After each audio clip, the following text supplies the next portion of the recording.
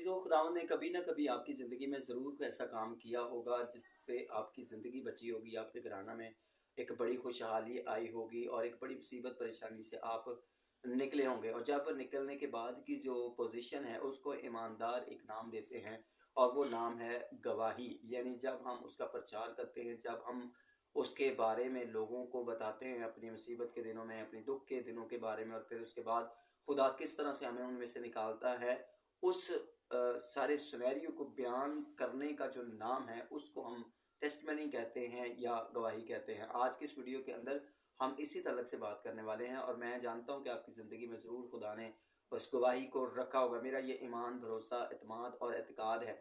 मैं चाहता हूं कि आप ज़रूर इस कलाम को सुनिएगा, और अगर आपकी ज़िंदगी में खुदा ने काम किया है तो ज़रूर आप इस कलाम को सुनने के बाद, अगर आपने गवाही नहीं दी अब तक, तो आप देने वाले बनेंगे। मेरा नाम पास्टर आसिफ है और आप इस चैनल पर कलाम खुदा की खिदमत के तल्लक से, कलाम खुदा के तल्लक से इस चैनल पर वीडियोस को देखते रहते हैं। आप ज़रूर इसको सब्सक्राइब कीजिएगा। खुदावंद आपको बरकत दे और ब्लेस करे। ज़बूर जब 66 हम पढ़ते हैं और उसकी 16वीं आयत, तो वहाँ पर लिखा है, ए खुदा से डरने वालों सब आओ सुनो, के सुनो। और कहता है सुनो, ए खुदा से डरने वालों सब आओ सुनो, और मैं बताऊंगा कि उसने मेरी जान के लिए क्या क्या किया है। जहाँ पर ज़बूर नवीस जो है वो दावत देता है, और दावत किनको देता है? खुदा से डरने वालों को। और फिर वो बताता है, दावत देने का मकसद बताता है कि मैं तुम्हें कुछ बताना चाहता हूँ। और बताना क्या चाहता हूँ कि खुदावंद ने मेरे लिए बड़े बड़े काम किए हैं। इसका मतलब ये है कि जब खुदावंद हमारी ज़िंदगी में बड़े कामों को करता है,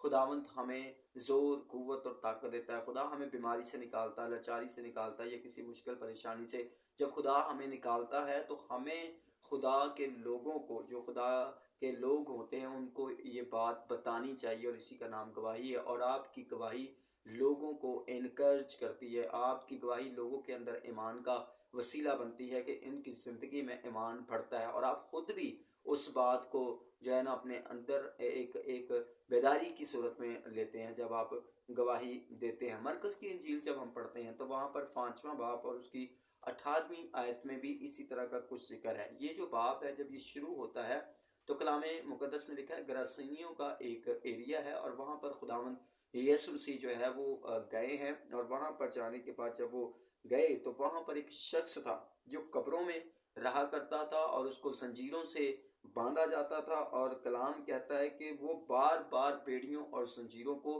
खोल देता था, तोड़ देता था, और लेकिन उसने जंजीरों को तोड़ा, बेड़ियों को टुकड़े टुकड़े किया था, और उसे कोई भी काबू में ना ला सकता था। ये एक ऐसा शख्स है और उसकी हालत सब लिखी हुई है। लेकिन एक वक्त आया कि खुदावंद यीशु मसीह ने उसकी ज़िंदगी को आज़ाद किया, और एक बड़ा लश्कर बदरूहों का, बैड स्पिरिट्स का जो उसके अंदर था, उसको उससे रिहाई मिली और वो उससे आज़ाद हो गया। लेकिन जब आज़ाद हो गया तो कलाम कहता है 18वीं आयत के अंदर कि जब वो कश्ती में दाखिल होने लगा तो जिसमें बदरूहें थीं उसने उनकी मिन्नत की कि मैं तेरे साथ रहूं, लेकिन उसने उसे इजाज़त ना दी, बल्कि उससे कहा कि अपने लोगों के पास अपने घर जा, उनको खबर दे कि खुदावंद ने तेरे लिए कैसे बड़े बड़े बड़े काम किए और तुझ पर रहम किया। और आगे लिखा, वो गया और वो दिक्प्लस में इस बात का चर्चा करने लगा कि यीशु ने उसके लिए कैसे बड़े काम किए, और सब लोग ताज्जुब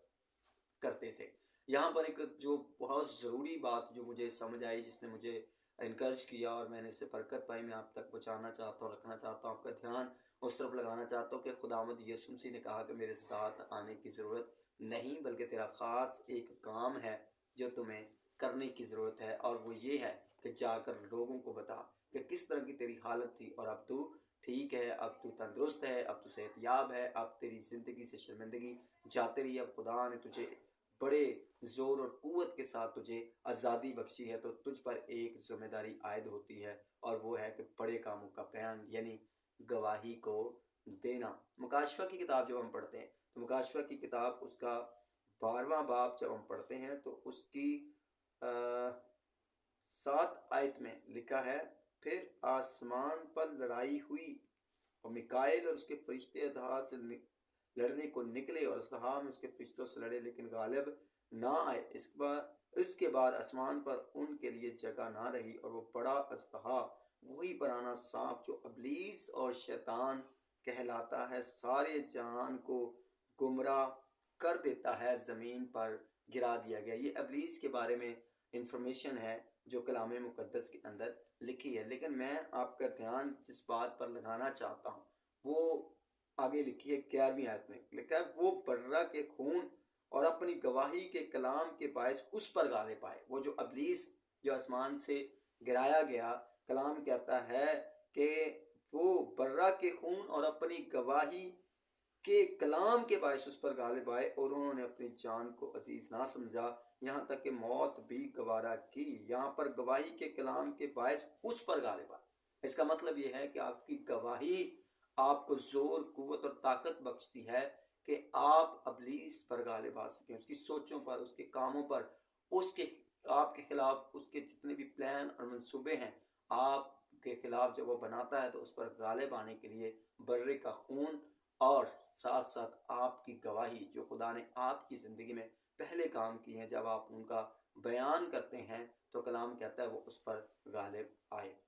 خداوند آپ کو برکت دے اور بلیس کرے۔ آپ کی زندگی میں اگر خدا نے کوئی بڑا کام یا کوئی کام کیا ہے جس کو آپ سمجھتے ہیں کہ یہ خداوند نے کیا ہے، جس کا کریڈٹ آپ خداوند کو دینا چاہتے ہیں اور دینا بھی چاہیے، آپ کو گواہی دینے کی ضرورت ہے۔ اور اگر آپ گواہی دیتے ہیں تو یاد رکھیں آپ کا گواہی دینا، آپ کا گواہی کا کلام جو ہے وہ آپ کو زراور بناتا ہے کہ آپ ابلیس پر غالب آ سکیں، ابلیس کو شرمندہ کر سکیں۔ گاڈ بلیس یو، خداوند آپ کے ساتھ ہو، آپ کو برکت دے۔ خدا کے بڑے کاموں کا بیان جو آپ کی زندگی میں خداوند کرتا ہے ہمیشہ کرتے رہیں، اور اس کے نام کو اونچا اور بلند کرتے رہیں، اور یقیناً خداوند میرا خدا صرف ایک گواہی نہیں بلکہ عمر بھر آپ کی زندگیوں میں گواہیوں کو جاری رکھے گا۔